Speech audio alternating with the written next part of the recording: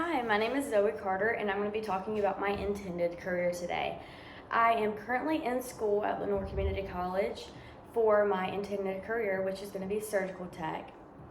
And I am going to be done in May, so I will graduate. And basically, what surgical tech is when you go to the doctor and they tell you you have to have surgery. You go into the operating room, and the first person you see is the surgeon, and then if you look right next to the surgeon, it's me. So I am the one that helps handle instruments to the surgeon. I help maintain sterility in the surgery. I am kind of like the right-hand man. I know everything about the instruments, what they do, why they use them, how they use them. I know how to anticipate the needs of the surgeon, so I know what he needs next, even if he doesn't know what he needs next. So there's a lot that goes into it. It's a really fun career if you're really wanting hands-on experience and you're interested in the healthcare field, and stuff like blood and guts doesn't scare you necessarily. So on one of my sources, I had read that we make around 50 to 80K around this area. It kind of just depends on the hospital you attend. I found that on Indeed, because Indeed seems to have the better, more like today's terms as far as how much we would make. So the pay is pretty good. There's also specialty pay, there's evening pay, there's call pay. So some places may offer, a base pay for what you do. Let's say they offer 20 something an hour. And then if you work the evening, you get an extra $2 on top of that. If you work the weekend, you get an extra how much ever they offer on top of that. So there's a lot you can build with there.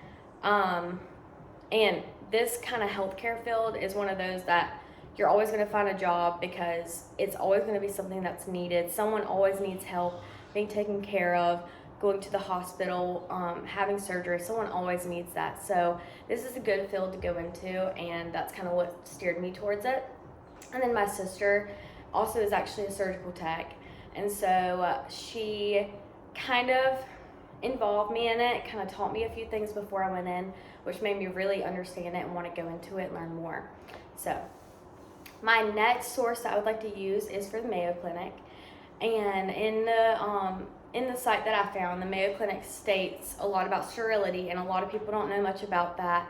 And basically, sterility is just keeping the operative site clean, making sure the patient doesn't get any infections, like nosocomial infections, which are infections that come from the hospital, not something that they came in with. And so I have to make sure everything stays sterile.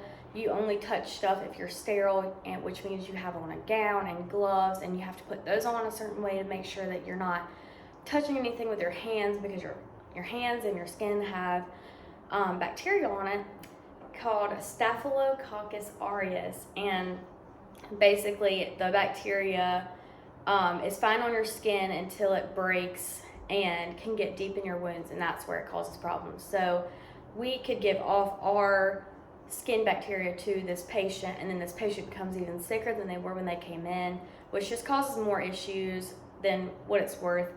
So we're really good about maintaining sterility.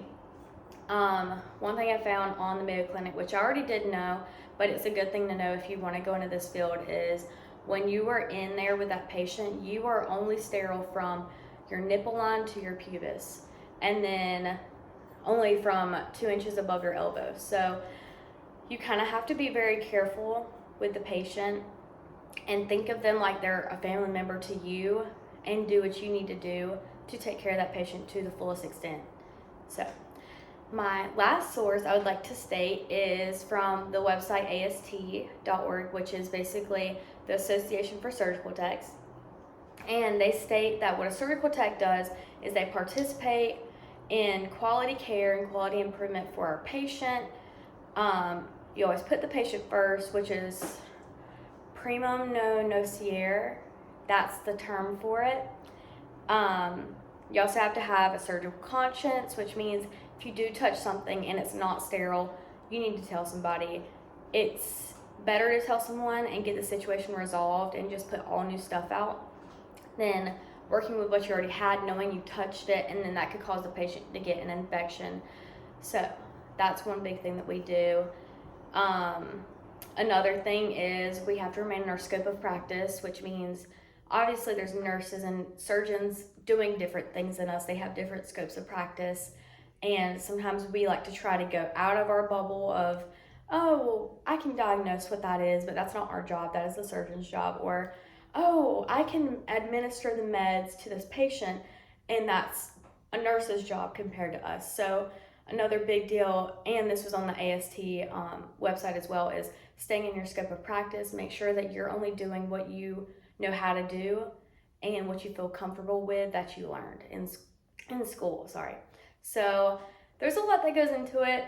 It's a really, really good field to go into, and I have had a lot of people just tell me what amazing experiences they found going into this. So there's a lot to go into it. I really love it. Like I said, I finish in May, and I plan on working at Wayne Community College, which is exciting. Or not Wayne Community College, my bad, Wayne Memorial. So I'm super excited. And I actually have a friend in this class who's also doing the same thing. So we've kind of been like helping each other out, figure out how we're doing in the class. But yes, so surgical tech is a big important thing in my life, and I'm so excited to get started. I'm excited to graduate. I plan on furthering my education at some point as well and going back to school for first assist or nursing, just depending what I want. But this is my speech on surgical tech, and thank you so much.